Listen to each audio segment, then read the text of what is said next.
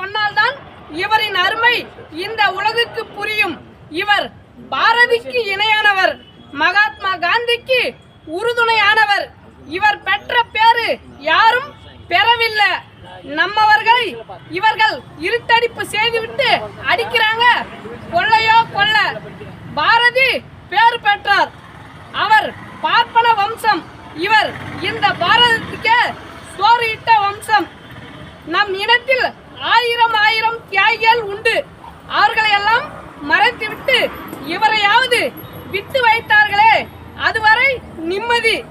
நம்ம திருவண்ணாமலையில் தான் இருக்குது ஐயாவின் சந்நிதி.